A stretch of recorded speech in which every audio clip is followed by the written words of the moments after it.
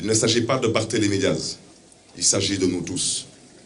Il ne s'agit pas de Barthélémy Diaz, il s'agit de la démocratie sénégalaise. Et à ce titre, vous me permettrez de faire une petite genèse, parce que nous sommes malheureusement dans un vaste et vulgaire complot politique. C'est de ça qu'il s'agit. Mais ce complot politique ne passera pas. Il ne passera pas parce que les Sénégalais ont décidé que ça ne passera pas. Et à ce titre, je demanderai aux Sénégalais, aux Sénégalaises, particulièrement à cette jeunesse sénégalaise, de se mobiliser fortement ce mercredi 10 novembre et d'envahir le tribunal de Dakar. Parce qu'il semble que le problème du Sénégal,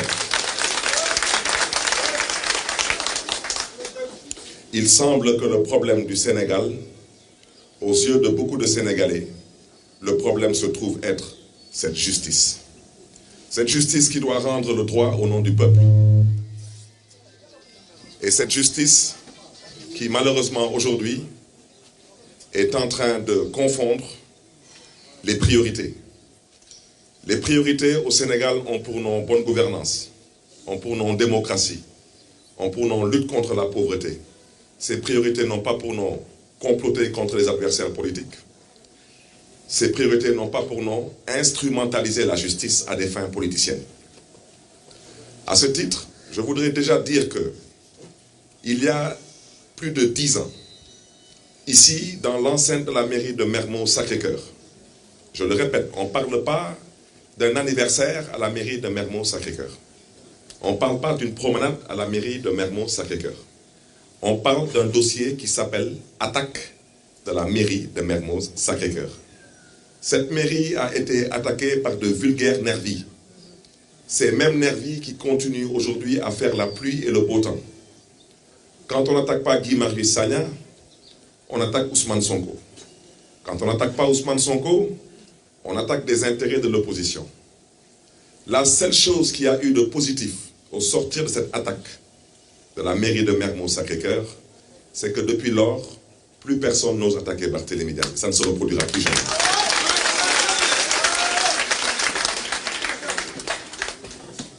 Comme quoi, dans la vie, il y a des moments où on traverse des épreuves.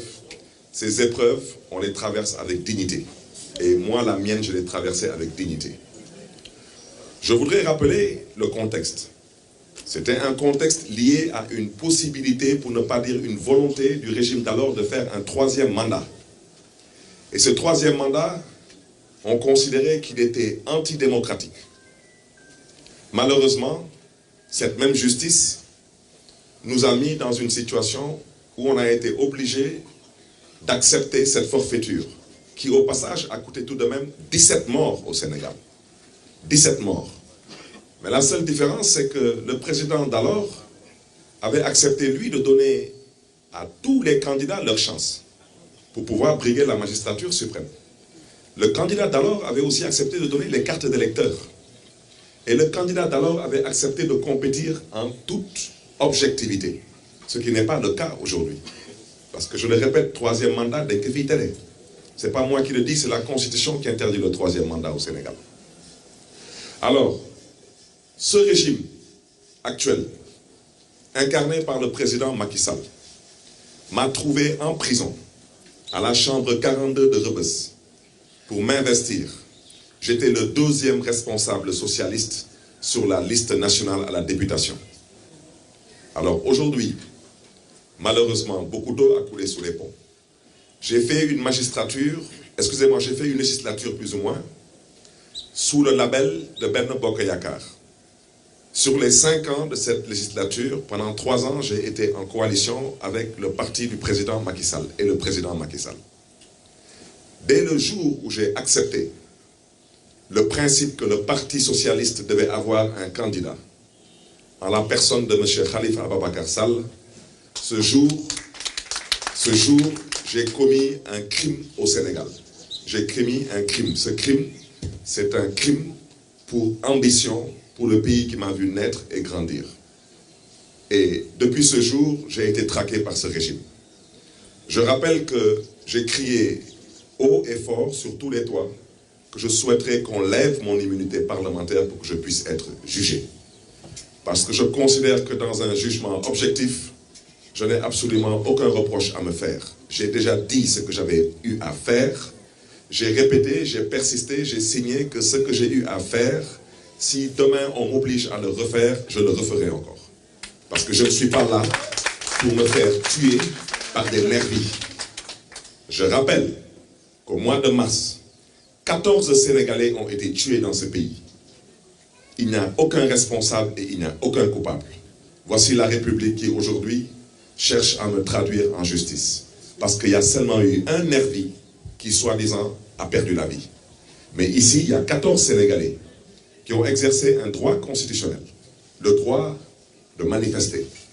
On a tous vu sur les réseaux sociaux des nervis armés de fusils à pompe, d'armes lourdes, particulièrement dans le quartier de Fass, rentrer dans des propriétés privées et tuer des Sénégalais en plein jour. Mais là, le procureur, lui, n'a absolument rien vu. Le régime aussi en place n'a rien vu. Et il semble aussi que le ministre de l'Intérieur soit devenu aveugle. Lui aussi n'a rien vu. Alors, pour revenir à notre sujet, une fois cette immunité parlementaire levée, on m'a jugé. Vous avez tous vu ce qui s'est passé à ce procès. J'ai été condamné à 2 ans de prison, dont 6 mois fermes. Je le répète, j'ai été condamné à 2 ans de prison, dont 6 mois fermes. 6 mois que j'avais déjà purgé à la prison de Rebeuss. Donc à la limite, il n'y avait aucune crainte. Et beaucoup de gens disent que j'ai fait appel pour être éligible. C'est faux. J'ai effectivement fait appel. Parce que je répète, je persiste et je signe. Si on me condamne à 1 jour avec sursis, et même à payer un franc symbolique à la famille de ce nervi dénommé Ndiaga Diouf, je traînerai cette justice en cassation. Je considère que ce dossier, il n'y a que 2 options. Ou il doit être classé sans suite, je reviendrai là-dessus, ou on doit avoir un non-lieu. Je ne reviendrai pas sur les propos du président Macky Sall, qui dès les premières heures a eu à dire clairement que j'ai été attaqué, que je me suis défendu, et qui a eu à dire clairement que l'État du Sénégal était responsable dans cette attaque contre une institution de l'État du Sénégal. Je le répète, la mairie, ça reste un démembrement de l'État. Aujourd'hui, ces juges qui veulent me juger, je ne prie pas le bon Dieu que cela arrive, mais le jour où le tribunal sera plus ou moins encerclé, et le jour où on cherchera à faire la peau à certains magistrats, j'aimerais bien savoir comment ces magistrats vont se comporter. Parce que c'est trop facile de se mettre ici et de refuser de dire le droit. On n'attaque pas une brigade de gendarmerie. On n'attaque pas un commissariat de police. On n'attaque pas un cantonnement militaire. On n'attaque pas la présidence de la République. On n'attaque pas le palais de justice. On n'attaque pas non plus la mairie de Mermoz-Sacré-Cœur. C'est aussi simple que ça.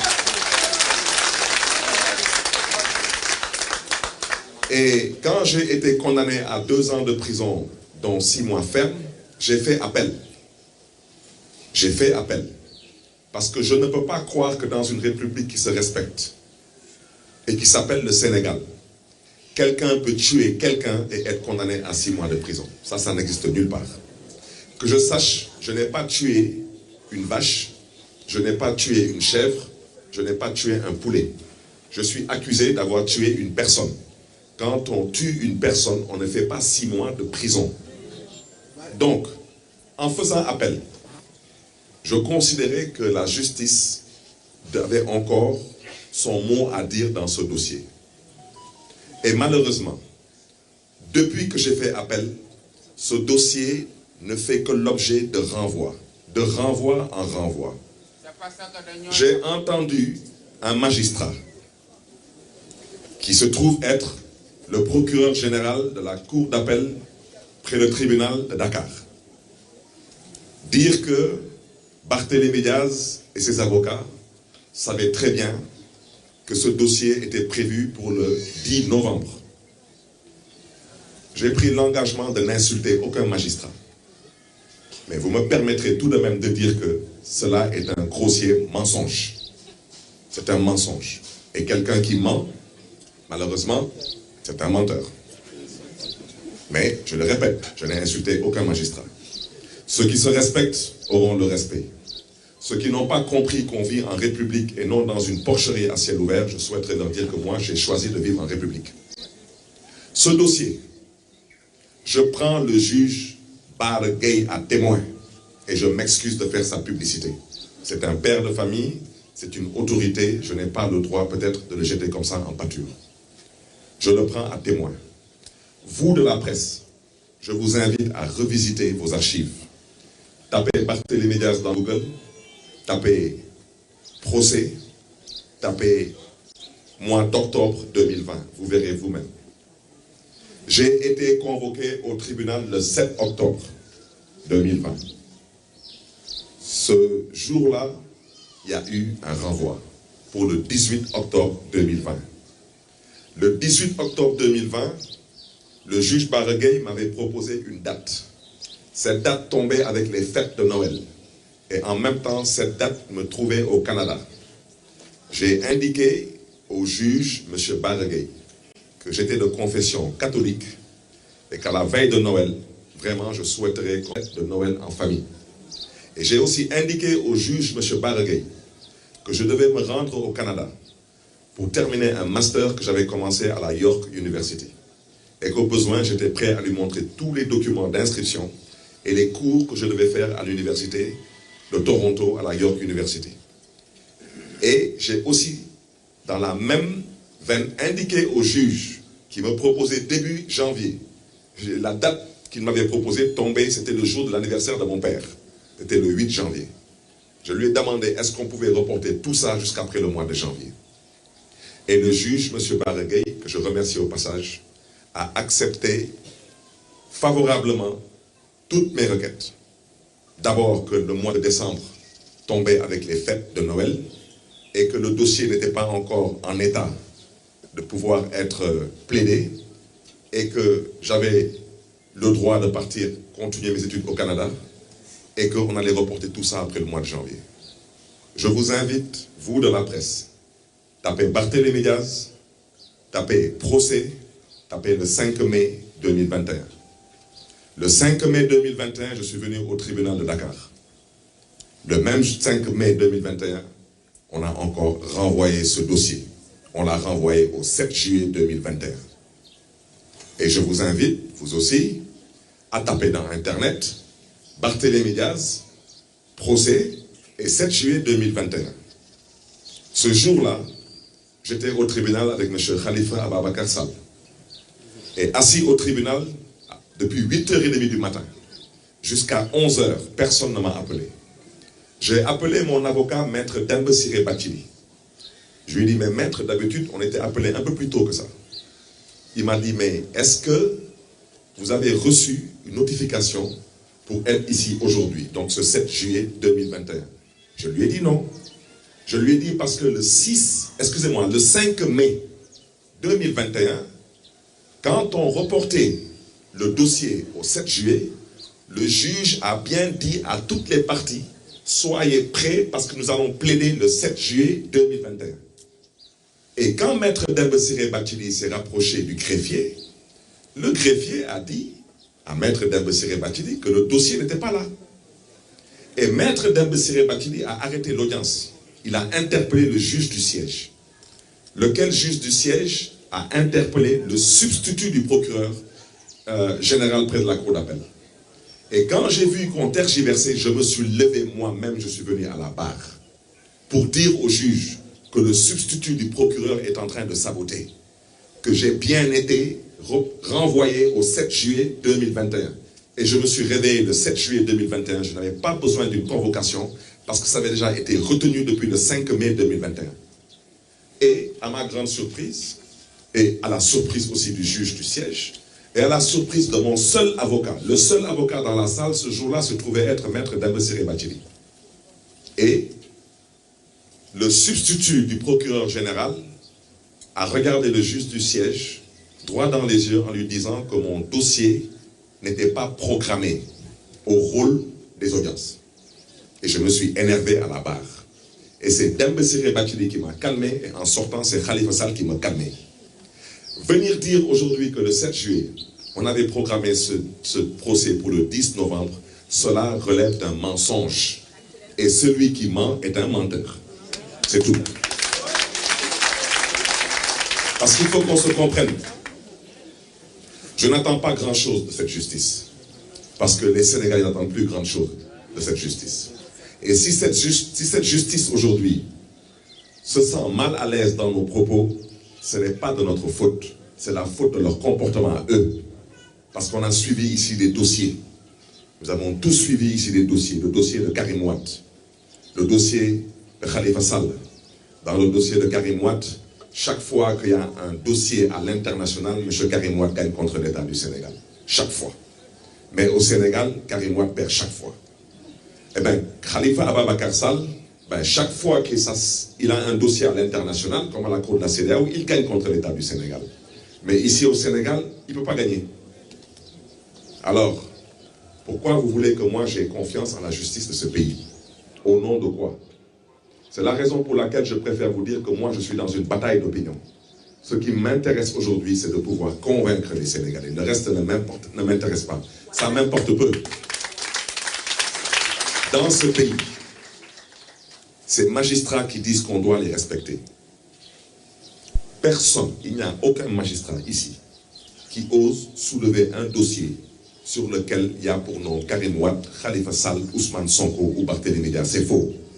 Quand vous levez un dossier, c'est parce qu'on vous a demandé de lever le dossier. Alors maintenant, ça doit cesser cela. J'ai entendu ici le père de ce nervi, parce que je n'ai jamais voulu parler de ce nervi. Mais je suis désolé, j'ai une famille moi aussi. J'ai une mère, j'ai un père, j'ai des enfants. Ce monsieur qui dit qu'il a été convoqué bien avant le dépôt de mon dossier de candidature à la ville de Dakar, si lui aussi se trouve dans le mensonge et dans le complot, c'est son problème à lui. Mais je souhaiterais lui rappeler que son fils était un vulgaire nervi malheureusement. Et qu'il est venu pour une modique somme de 25 000 francs. C'est comme s'ils ont un problème avec le chiffre 25. Ce jour-là, on paye les nervis 25 000 francs. Et aujourd'hui, ce nervi qui n'a pas pu faire la sale besogne, eh bien, sa famille me poursuit pour 25 millions. Ces 25 millions, même si je les avais, je préfère le donner à l'Empire des enfants au village SOS. Je ne donnerai pas un franc à la famille de ce nervi. Je refuse. Je refuse. Un nervi, c'est ce que nous les appelons nervis. Macky Sall les appelait mercenaires. Il parlait de ces mercenaires. Et c'est là que Macky Sall a dit qu'un mercenaire, c'est un voyou, un individu tordu qui accepte de faire une sale besogne moyennant de l'argent. Les vidéos de l'attaque de la mairie de Mermoz-Sacré-Cœur sont là. Ce jour-là, c'était ou bien eux ou Barthélémy Dias. Je suis venu dire que j'ai choisi d'aller au tribunal mercredi. Parce que c'est moi qui ai demandé à être jugé. Mais je veux que les choses soient claires. Je n'accepterai plus de retourner au tribunal. J'irai au tribunal mercredi le 10 pour être jugé. J'ai déjà dit à mes avocats que je n'accepterai pas un renvoi. Je vous dis, venez, Inch'Allah, mercredi au tribunal, vous verrez que je serai seul à la barre.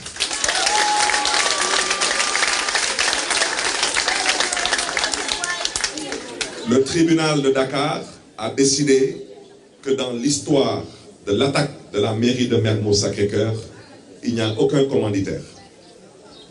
Personne du parti au pouvoir d'alors n'a été condamné ni sanctionné. Personne. Tout le monde a vu les véhicules du parti au pouvoir d'alors avec des plaques d'immatriculation bien visibles. Il suffit seulement de remonter au niveau du service des mines pour savoir à quel parti politique d'alors ces véhicules appartenaient.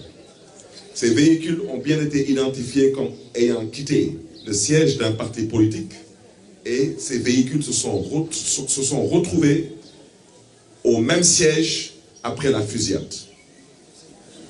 Personne, aucun responsable de ce parti politique d'alors n'a été condamné. Personne. Donc, dans cette attaque, il n'y a aucun commanditaire.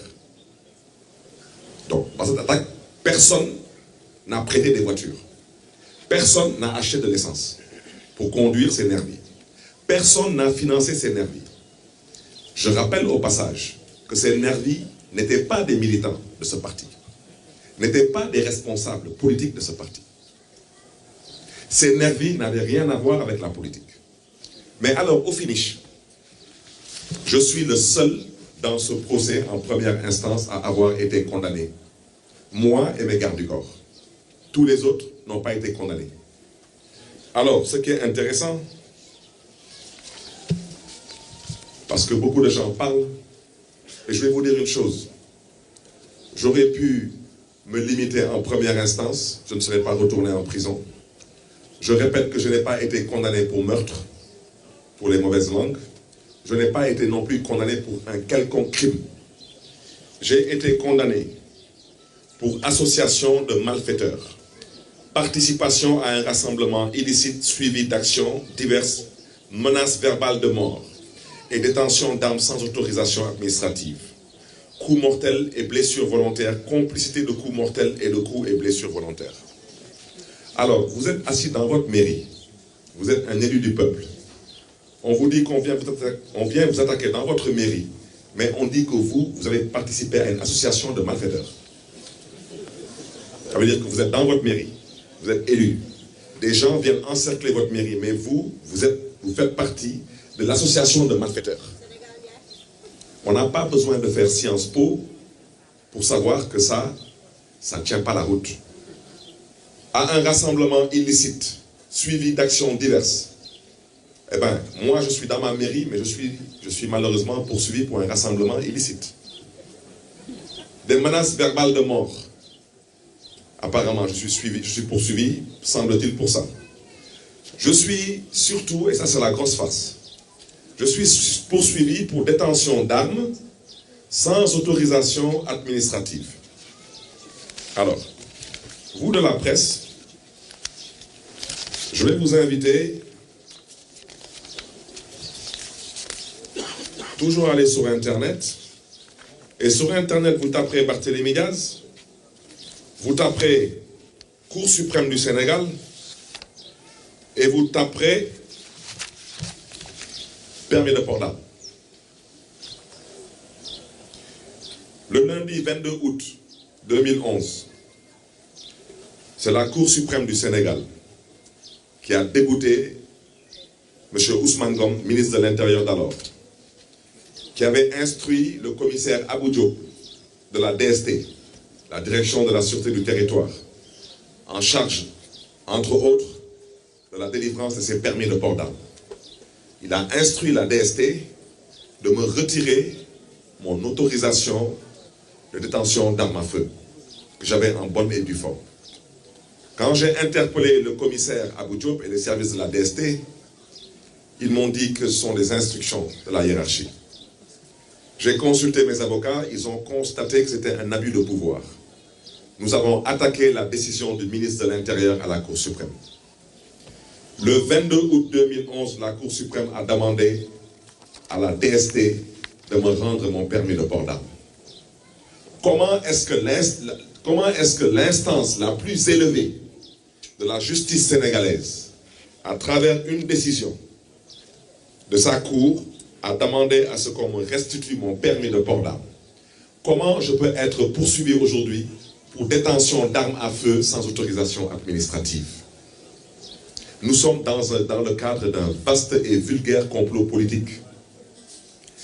Ils me poursuivent en disant que j'ai tué ce jeune nervi dénommé Ndiaga Diouf. J'ai dit ce que j'ai fait. J'ai dit que j'ai tiré et j'ai repoussé des nervis. Et devant la mairie de Mermoz-Sacré-Cœur, toutes les vidéos sont là.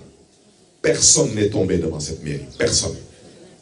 Ce jeune, ses blessures qui ont conduit à sa mort ont été constatées au siège de ce parti d'alors. Et je rappelle que quand quelqu'un est blessé, on ne l'amène pas dans le siège d'un parti politique, on l'amène à l'hôpital. Donc, qui a tué ce jeune nervi? J'ai dit ce que j'ai fait. J'ai dit, moi, j'ai tiré pour me défendre. Ils disent que j'ai tué ce jeune nervi, ils n'ont qu'à le prouver. S'ils ont l'arme du crime, ils n'ont qu'à le prouver. Parce qu'on est en pénal. On n'est pas dans une garderie d'enfants où chacun donne son point de vue. Et les spécialistes du droit m'entendent. On est en pénal. En pénal, vous devez apporter la preuve de vos accusations. Vous avez dit que Barthélémy Diaz a tiré. Barthélémy Diaz vous a dit qu'il a tiré, mais il vous a dit avec quelle arme il a tiré. Cette arme-là est toujours confisquée par la police. Cette arme-là, elle est rattachée à une autorisation administrative de port d'armes. Donc dire que je n'avais pas de permis de port d'armes, cela relève d'un mensonge et d'un complot. Alors maintenant, on dit que ce nervi a été tué par un autre calibre. À eux d'apporter l'arme qui correspond à ce calibre. Dans le cas contraire, ce qu'ils ont à faire de ce dossier, ils le savent. C'est de le classer sans suite ou de donner un non-lieu. Vous ne pouvez pas aujourd'hui objectivement me juger dans un procès où j'ai été attaqué en plein jour dans une institution de l'État et me juger, je suis seul à la barre avec le père de ce nervi qui est là. Vous m'excusez que pour les raisons pécuniaires. C'est de ça qu'il s'agit. Parce qu'aujourd'hui, toute personne digne dans ce pays aurait dû avoir honte d'avoir un enfant nervi. C'est de ça qu'il s'agit. Parce qu'il n'y a aucune fierté à avoir un enfant nervi. C'est de ça qu'il s'agit aussi. Donc, comment on peut me juger, moi, en première instance? On était à la barre, on était presque une quinzaine de personnes. Aujourd'hui, je me retrouve tout seul à la barre. Seul avec le père d'un nervi. Alors, j'irai demain, après-demain plus ou moins, mercredi le 10 novembre. Mes avocats ne vont pas solliciter un renvoi. On veut que ce dossier soit retenu et qu'il soit plaidé. Comme le juge Barguet l'avait dit le 5 mai 2021, en disant que c'est le dernier renvoi, le 7 juillet 2021, et qu'il invitait toutes les parties à se préparer parce que nous allons plaider. Et je vous ai dit ce qui s'est passé le 7. Je suis arrivé au tribunal, jusqu'à 11h, 11h30, personne ne m'a appelé. Mon avocat a interpellé le greffier. Le greffier nous a dit que le dossier n'était pas sur la table. Le juge a interpellé le substitut du procureur qui lui a dit que mon dossier n'était pas programmé au rôle des audiences. Et je vais vous dire une chose.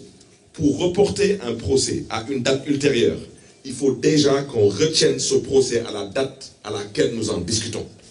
Le 7 juillet 2021, le dossier de Barthélémy Diaz n'était pas programmé au rôle des audiences. J'ai à la limite été exclu de la salle. Il n'y a pas eu de débat. Il n'y a pas eu de date. Il n'y a absolument rien eu. C'est ça la vérité.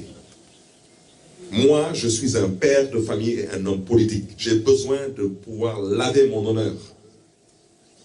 Je n'ai aucun intérêt aujourd'hui à fuir mes responsabilités. Aucun. Mais la vérité, c'est qu'on a d'abord essayé de liquider Barthélémy Diaz par une levée d'immunité parlementaire et un procès qui n'a rien donné.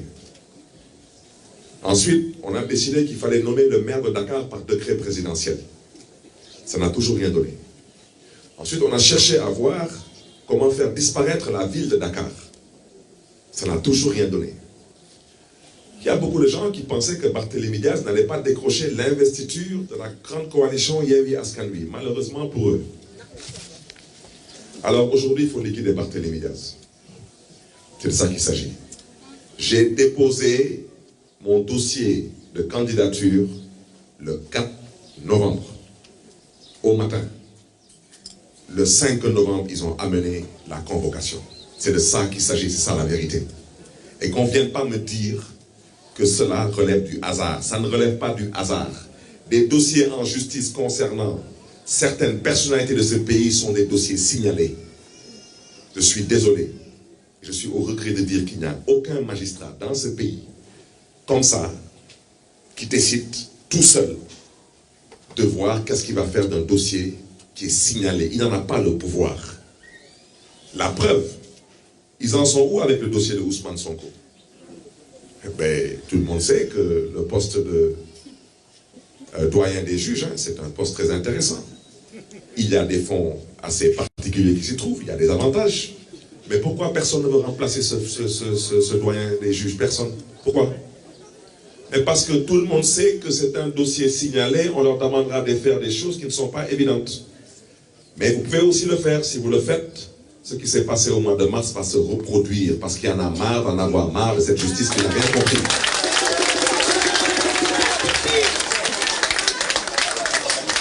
Nous allons partir au tribunal mercredi le 10 novembre. Je le répète, c'est pour être jugé. Parce que si nous avons un problème avec la justice sénégalaise, on dit toujours que ce sont les enfants des autres qui meurent dans la rue, que nous n'envoyons pas nos enfants, soi-disant, dans la rue.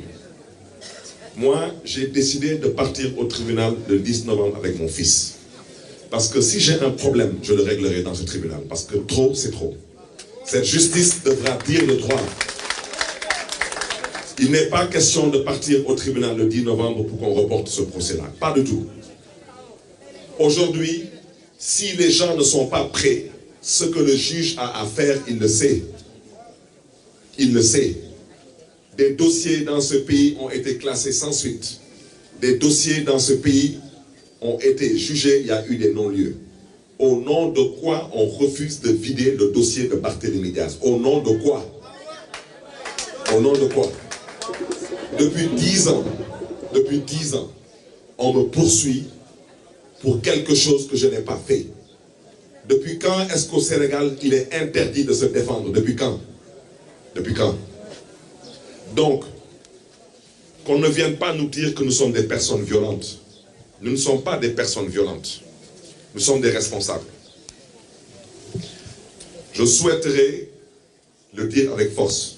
Si je sors du tribunal mercredi le 10 novembre, sans avoir un jugement, que plus personne ne m'appelle dans ce pays au tribunal, je vous dis que je ne viendrai pas vous répondre.